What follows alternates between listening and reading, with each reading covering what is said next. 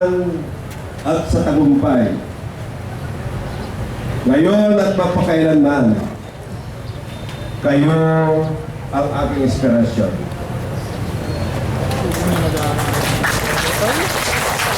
Magandang umaga po sa inyo lahat. Sa mga bisita po rito, na nandito ngayong umaga, especially my wife, na hindi siya pumasok, nag-half day. Andito po ang aking kaisa-isa na asawa. Hanggang ngayon, hindi ko pa pinapalitan yan. At hindi pa ako pinapalitan din. Ang aking asawa, the Deputy Administrator for Finance and Sector ng National Irrigation Administration ng buong Pilipinas. Ang presidential appointee ni President Aquino, walang iba si Deputy Administrator Lorna Grace Rosario. Sa mga katuwang ko sa serbisyo publiko, sa mga partner ko sa Sangguniang Bayan, sa pamumuno ni Vice Mayor Pep Merera, at mga kasama niyang nakikisa sa pareho naming direksyon at tuwid na landas na tinatahak. Mga konsehales, hindi ko na panggitin ng isa-isa, salamat sa inyong pagdalo. Sa mga kapwa ko lingkod bayan na nasa kanilang isip, salita at gawa ay para sa kapakanan ng Binmaloy ang namumuna ang inyong pagsang ayon sa aking misyon at vision ay napakahalaga. Masaya ako dahil alam ko kasama ko kayo. Sa mga teachers, DepEd officials, mga teachers na nandito po ngayon, marami pong salamat. At dumating po kayo at siguro mamaya matutuwa ko kayo kung anong plano ko sa mga eskwelahan.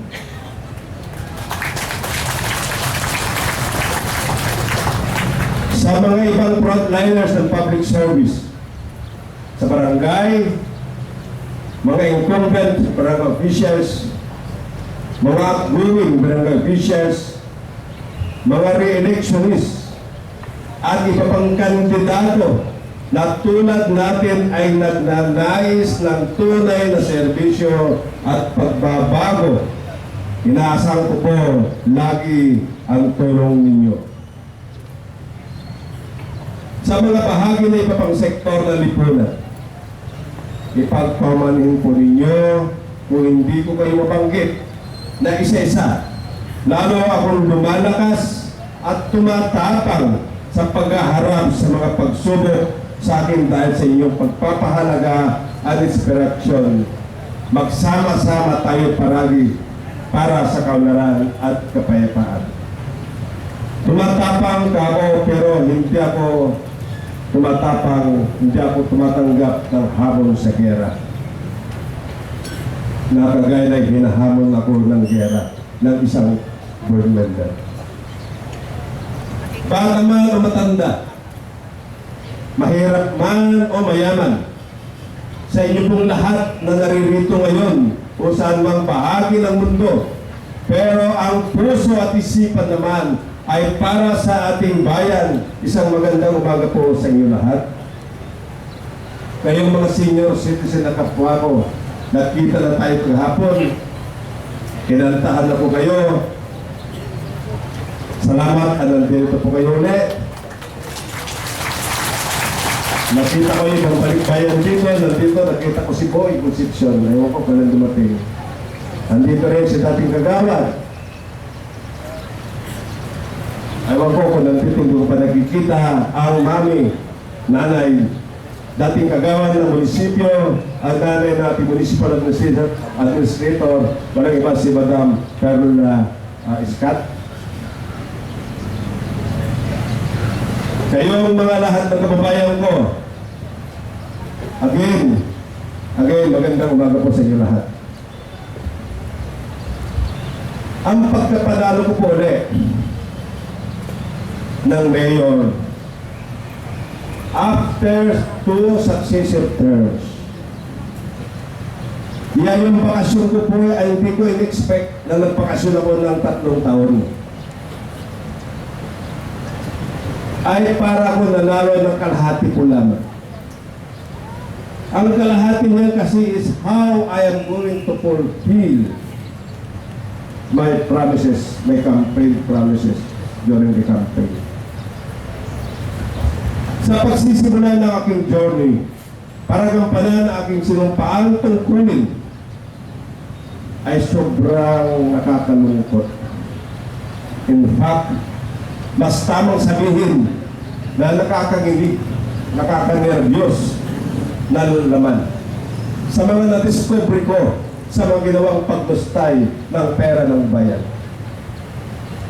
Pasensya na po kayo at ito'y sasabihin ko po, hindi po gawa-gawan po lamang. Yung i-distribute po dyan sa inyo, galing po sa kanila po yan, hindi galing po sa akin. Hindi ko pinabricate po yan. Sila po mismo ang gumawa at nag-prepare po yan. Halos sinimot ang pera ng bayan, lalo sa mga operating expenses. Grabe ang paggastos ng walang katuturan at pagsayang ng pundo ng munisipyo sa mga proyektong walang saysay. And worse, ay hindi makita kung saan ang pinuntahan. Maraming oras, araw, linggo at buwan ang ginugol natin sa paghahanap kung saan napunta ang pundo. Dapat sana ay pakikinabangan ng taong bayan. Dapat sana bayan muna bago ang bulsa.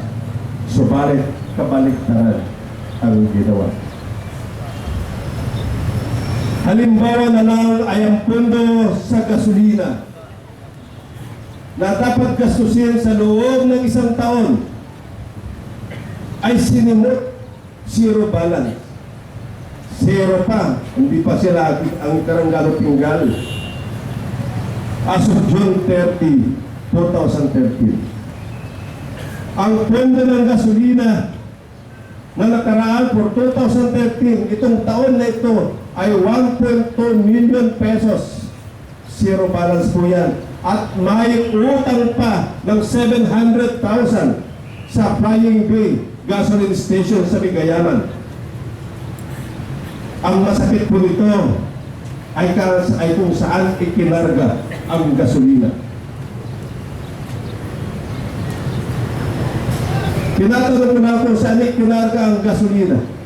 At alam niyo kung bakit 4 lang ang sasakyan na tumatakbo mula nung Enero hanggang June 30. Ano yung mga sasakyan na po yan? Isang ambulansya, isang Innova ng pulis, 2 motorsiklo, at yung isang drum truck dyan na maliit. 4 po yan na tumatakbo. In short, i-multiply, i-add mo yung 1.2 million plus 700,000. That's 1.9 million pesos for 6 months. I-divide mo ng 180 days. Gumagastos ang munisipyo ng 9,000 pesos mahigit bawat araw sa gasolina lamang.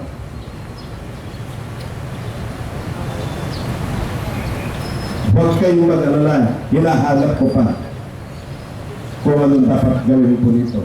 Ang may kasalanan po ito kung sino ang nag-i-issue ng gasolina, ng trip ticket na open ang PO dyan sa Flying Bay Station. Paano po?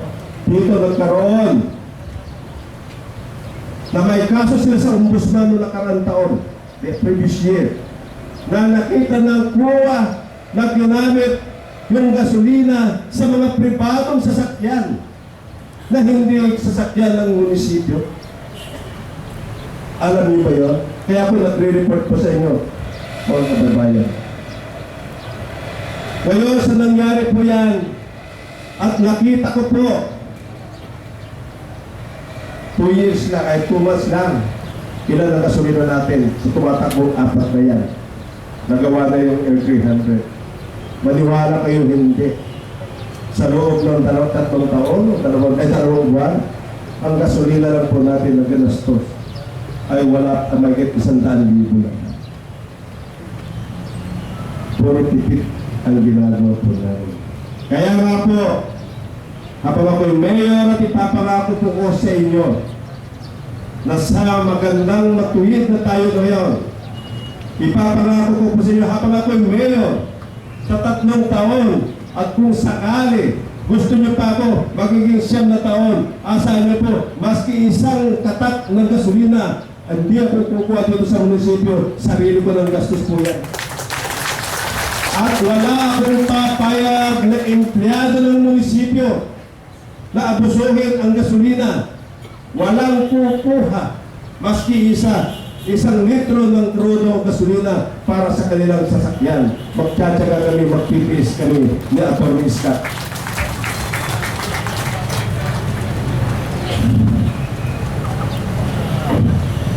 Ito pang isang pagwala, ang paggamit ng pondo ng God, yung gender, yung tinatawag.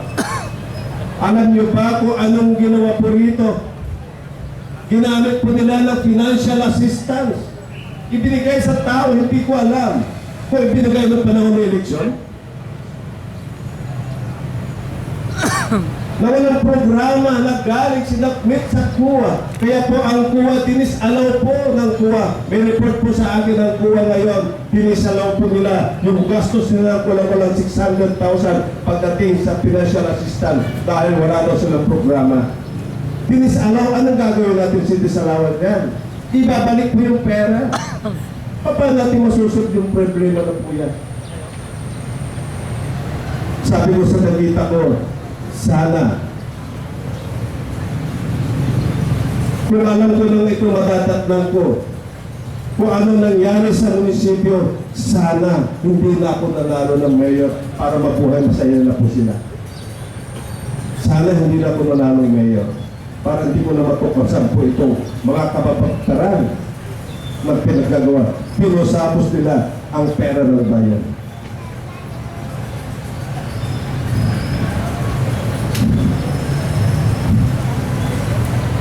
Alam niyo po, ang isa po yan, yung sa solid waste management. Pasensya na po kayo, ang dami nagte-text po sa akin na hindi nakukuha ng basura. Alam niyo ba, may pinakiusapan ko yung kaibigan ko sa Tagupan na hanggang ngayon ang utang namin dyan hindi nababayaran. Na maghakot sana ng basura. Pagkatapos ng eleksyon, wala na naghakot ng basura.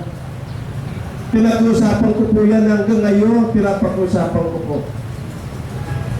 Yan basura na dapat iyan ang kailangan natin. Yung iba dyan, sinisisi ako mabuti pa noong panahon nila at kinukuha yung basura po namin. Tama po yun.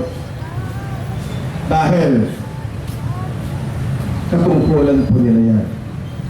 At ang sinasabi po nila,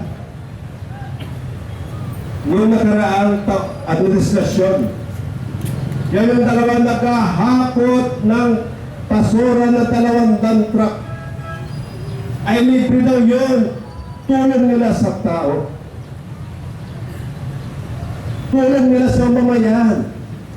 Kaya yung sabi ng isa, yan ang mayor ko. Gumagastos sa sarili niyang bulsa. Tandaan niyo, kababayan, ito po yung natuklasan ko. Gusto kong itanong sa kanila kung saan, kung sino ang may-ari nung nangungontrata yung naghahakot ng basura. Nakalagay sa kontrata po, MTAC Merchandising. Kaya wala rito si ABC. Dahil dito tatamaan siya. MTAC Merchandising. At alam niyo ba, yung MTAC Merchandising, sa 3 taon na panunungkulan po nila, Ang kinita ng MTAC merchandising, 10.2 million paghakot lang ng basura.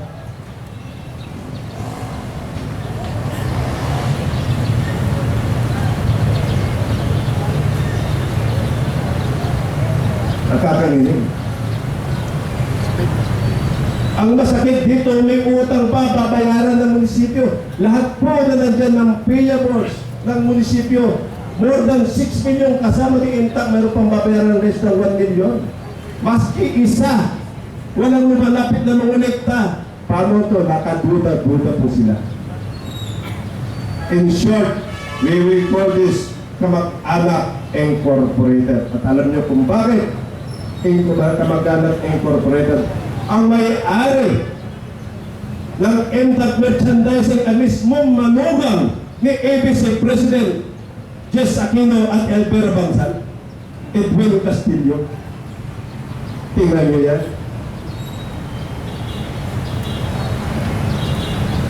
Ang masakit nito, hindi ko alam kung may sarili sasakyan si Edwin Castillo.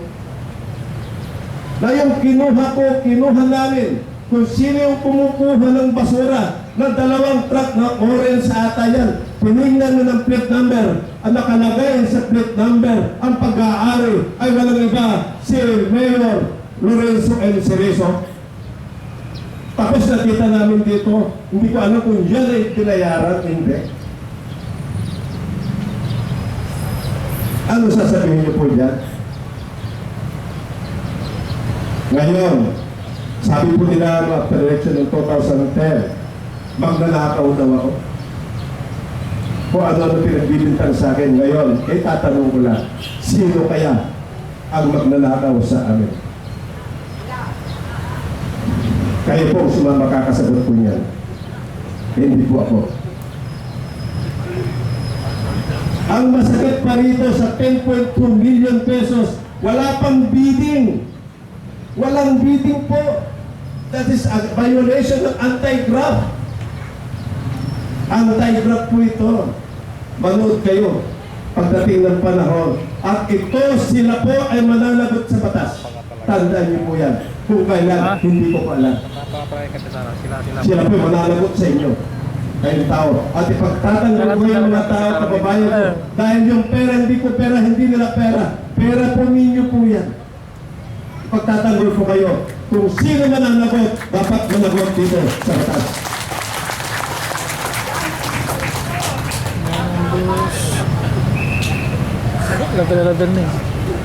Kaya po, pasensya na po kayo kung hindi namin naaabot ang basura po ninyo.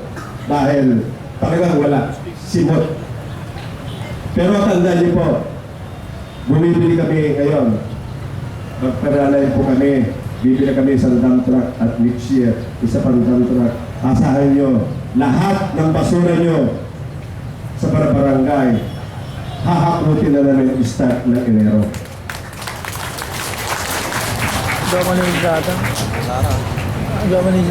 Listo lang naging paralisado ang operasyon ng ating munisipyo. Dahil hindi tayo makagalaw po. Hirap na hirap po kami. Hindi makapagbigay ng tulong sa mga nangangailangan. Hindi makapag-implementa ng proyekto dahil inubos talaga ang pera.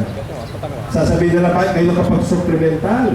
Siyempre, pinag-supplemental kami. Hinanap po namin yung dapat gastusin. Sabi ko, i-defer na lang natin ito. I-realign na lang natin ito. Para next year, doon na papasok itong proyekto ito. Hirap na hirap po kami. Aamin ko, nakapag-supplementa kami na 5 milyon. Pero ngayon kulang pa, kaya kita yung mga job orders namin. Ang job orders, hanggang ngayon, hanggang September 30 lang po sila. Iba, nagbo-voluntary po yan. Pero sabi nila, maraming maraming job orders sa amin compared sa kanila. Maniwala kayo, ang job orders, ang sahod po lang nila ay 3,800. Compared to nakaraang administration, ang kanilang job orders, ang sahod po nila 6,000 pesos. 4-5, ang masakit pa yan, 4 na parang officials. Gumamit pa ng isa ng pangalan para makakolekta, para magtrabaho. Susunod na rin po yan. Dahan-dahan na po yan. Masakit sa aking kalooban kapag may mga naghihirap ng kababayan po natin. At lubhang nangangailangan ng tulong na nagsusumalo ng ating assistance. Subalit hindi ko po matugunan ang kanilang pangangailangan dahil winaldas talaga ang pundo. Sila dapat ang makinabang ang ating mahihirap na kababayan. Kung magkano na po ang inabot ko po sa inyo mula sa aking puso o magagaling na po dyan sa AX, kasama namin sa supplemental, pagpasensya nyo na po. Sana po ay intindihin po ninyo ang aking kalagayan. Ang pundan para sa isang buong taon ay inubos sa loob ng 6 na buwan. Kaya ang inabutan ko tuloy ay isang almost cash-strapped na kabag ng bayan.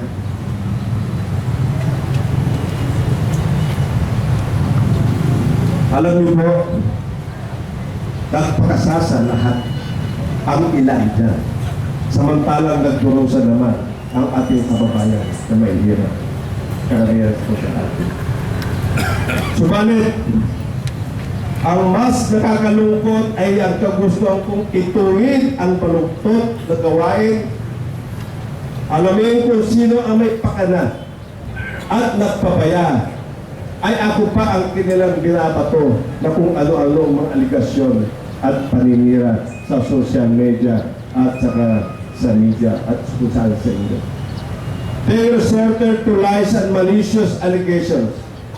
Pati si Napoles, pilit na nililig gamit ang kanilang magagalamay na patraidor na pumunta sa NBI para ayaw lang mag-submit ang kanilang sworn affidavit, kundi hanap lang pala ng by trial, by publicity lamang. Alam niyo po, in-interview ako sa Napoles, sa NBI. After 1 week, may pumuntang 3 tao.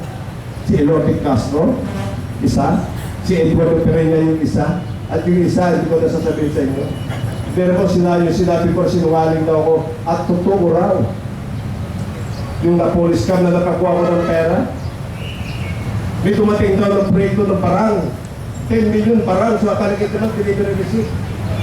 Ngayon, ito'y ham ko sa mga kritiko. Ito ang mga nagpupunta.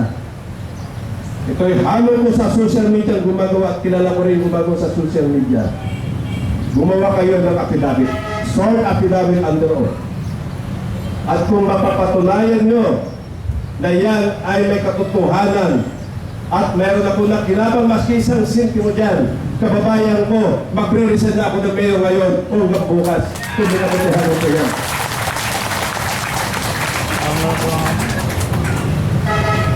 Mahihiya po ako sa inyo.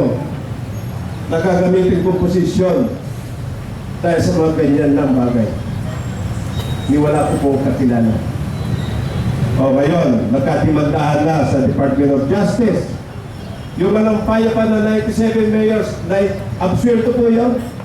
Dahil lahat ng 97 mayors, ang sabi ng whistleblower ay forge lahat ang mga mayors ng firma nila. O, si Bayan, di ako na kinabang. O, asa ngayon yung mga nagpipre sa social media.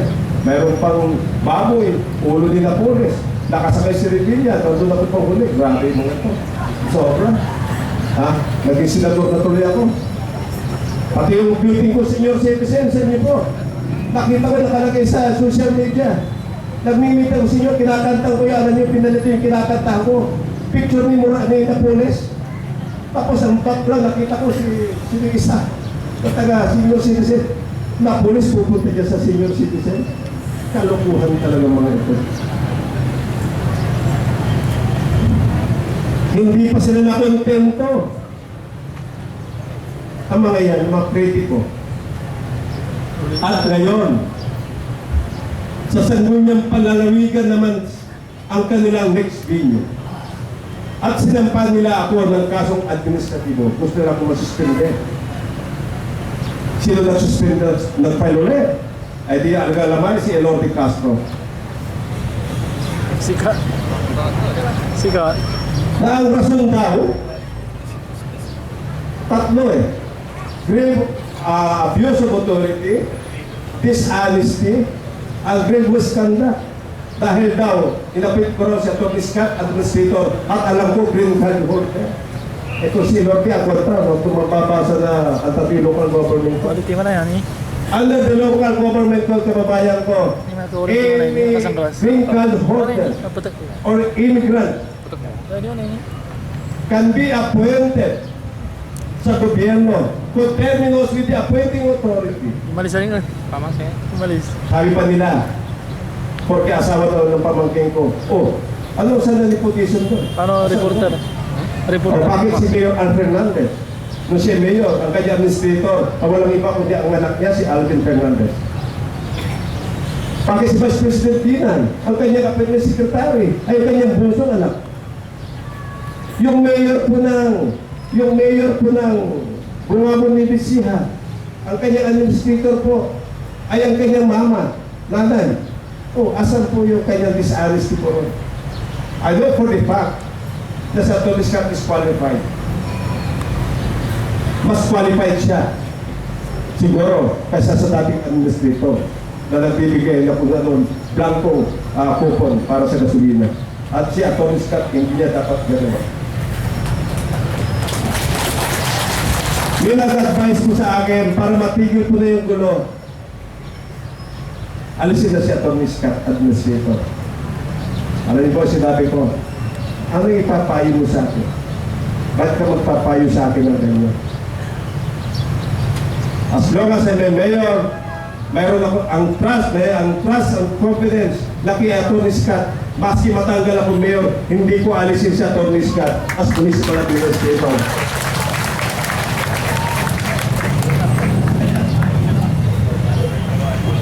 Because he is qualified, number one. Meron siyang master's degree sa Stanford University. Sikat. Alam niyo po sa Tony Scott, Sikat. actually ayaw talaga yan. He's receiving as a consultant of my wife, Tania. He's receiving 50,000 pesos a month. Once a week lang pumapasok. Bakit ginusto niya rito mag-service? I convinced him, June, tulungan ang Talay-Balay para yung mga loko-loko dyan sa munisipyo ay mawawala na. Kaya yun, pinag-iinitan po kami. Kaya po, doon sa pagdaga sa gunyang panalawin, okay lang po sa akin na masuspende po ako. Okay lang po yan. Masakit man. Pero tanggapin ko. Kasi dyan sa gunyang panalawin, maski dito sa SP, pag ginusto ka na suspende niya, basta majority na, tama ka man o mali, pag gusto nila kung suspende niyan, masususpende ka po yan. Kaya sabi ko, may appeal to the board members, provincial board members. Ito mga provincial board members ay broad-minded po yan. Ang appeal ko ba, tignan po ang merit ng kaso. Pero dahil yan, ipaglalaban ko po ang prinsipyo ko yan. Hindi para sa sarili ko, kundi dahil mahal ko ang Bimalay. Mahal ko ang bayan kong Bimalay. Bukas, magsasabit po ako ng answer doon sa Sangguniang Palawigan. Bukas, abangan nyo na lang po. Sumpawan, kung sa bagay, sinanay at pinatibay niyo po ako sa mga below the belt, ang business acquisitions niyo noong panahon ng kampanya. Hindi umubra ang inyong taktika dahil hindi pwedeng itago ang katotohanan. Mayroon pa ako isang engineer dyan.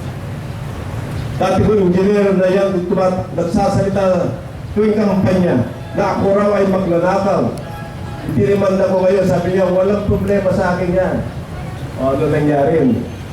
Imbitahan ko kayo, pag nag-hearing kami dito sa taas, imbitahan ko kayo, lalo mga taga San Isidro Norte, pag-hearing nyo ang inyong kagawad, kung ano itsura, kung ano gagawin ng inyong kagawad, si Mark Mangunon.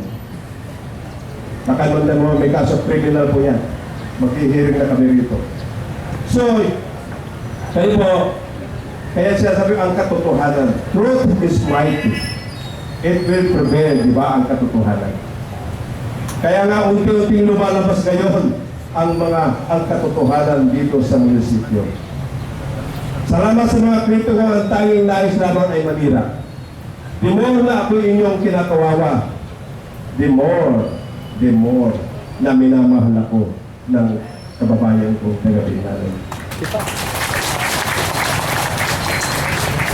Minsan nga, ang sabi ko, mabuti pa ang ibang mayors dahil may honeymoon period sa mga patigos at kritisismo habang nagsisimula sila kanilang panunungkulan.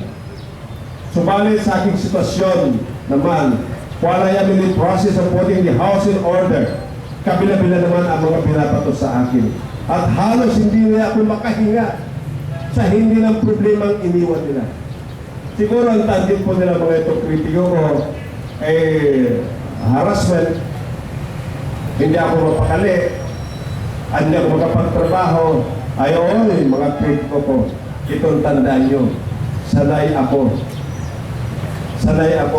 sa pressure politics. Kung nasubukan nyo lang, mga kritiko ko, kung nasubukan nyo lang, nasubukan ko noong panahon ng martial law, baka hindi nyo pa, baka matakot pa kayo. Hindi nyo pa nasubukan ng muntik na nakulong. Hindi nyo pa nasubukan ng muntik ng nagtitergas at napapatuta ng mga pulis. Sanay po ako dyan.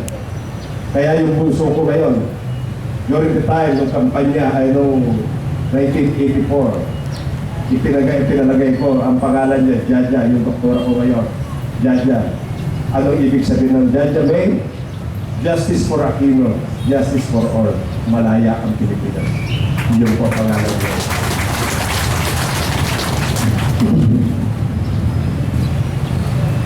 Bagamat salat sa pundo sa maikling panahon pa lang ay panibago kong panunungkulan ay nais kong ibalik ang integridad ng serbisyo publiko. Ang mga walang malasakit sa tao, walang buwang na administrasyon ko. Alam ko mahirap ito para kailangan gawin ko, no matter who gets hurt. Dapat may transparency sa mga government transaction. Ay yan ang inumpisahan ko. Sa lahat ng bidding nito ay kailang transparent. At naumpisa na namin sa lahat ng bidding, nagkaroon ng bidding dalawa o isa, puro naka-video, naka-report po lahat. Ngayon po, maniwala kayo hindi, kung sino yung nasaktan sa preventive suspension sa ating accountant at sa municipal budget officer, basahin niyo po yan, sila po ang may kasalanan. Yan ang base po na pasihan po namin bakit sila nasuspende. Yan po ang pasihan namin. Sila mismo ang nagbigay ng record para masuspende po sila. Sila rin mismo ang gawa. Kaya sabi siguro, ay si Mayor, madaling kausap, ito pong masasabi ko po sa inyo. I mean business now. I'm already 64 years old. Mag-iiwan po ako ng magandang legacy. Ang Binmalay, magiging corruption free ito ang Binmalay. Wala na yung mga corrupt dito sa Binmalay. At alisin po namin ito. Ngayon, pupunta po tayo sa maganda. Natapos na tayo sa mga programa sa susunod ng 3 taon. Unahin ko yung mga teachers sa edukasyon. Yung dating ginagawa ko po ng 6 na taon na libre edukasyon, free bag, notebook, ballpen, lapis, ang papel, itutuloy po natin po yan. Pero alisin ko na yung kapote at payong. Walang kwenta po yan. Idagdag po lang natin sa uniforme o notebook. Libre ang test papers at other miscellaneous expenses. Sana po, huwag po nang puliktahin yung mga bata. Kawawa yung mga magulang. Kung ano yung gusto nyo ipasagot sa kanila, kayo mga teachers, principal, at ipasagot at kulang kayo ng punto, lumapit lang kayo sa akin. Tulungan natin yung mga mahihirap na babayan para makaupat. Huwag nyo silang hingin. Huwag nyo silingin ng mga contribution po kung makikusap lang po ako sa inyo. No collection for payment of water and electricity. At ito maganda na yun. Lahat ng eskwelahan, lalagyan natin ng pure drinking fountain. Lahat ng bata makakainom na hindi yung pure drinking fountain. Pinipindot, lalagyan po namin po yan. Lahat ng schools, kwarto, lalagyan po natin ng ventilador, lahat po yan.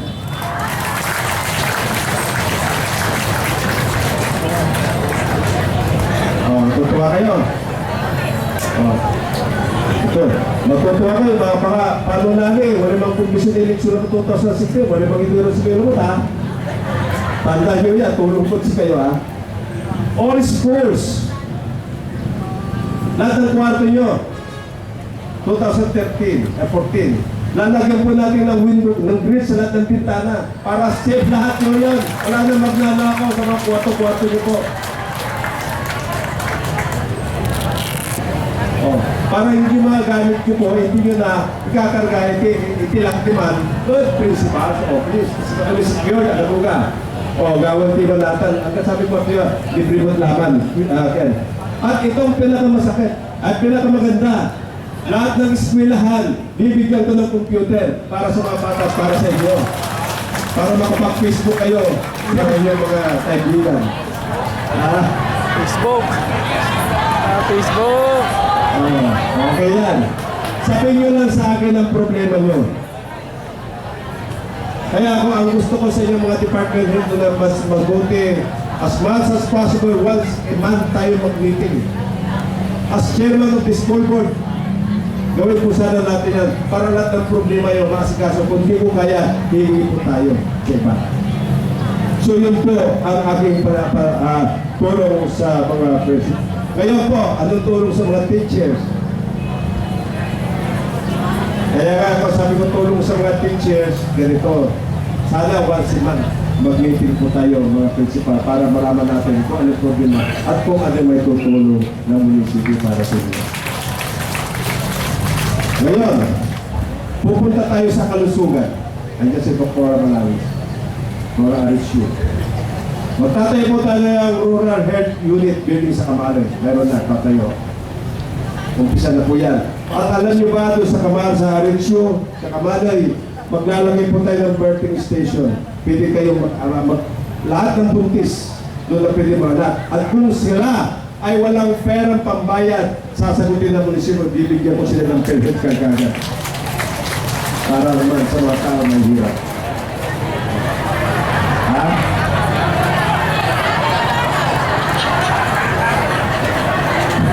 May malalakas ata.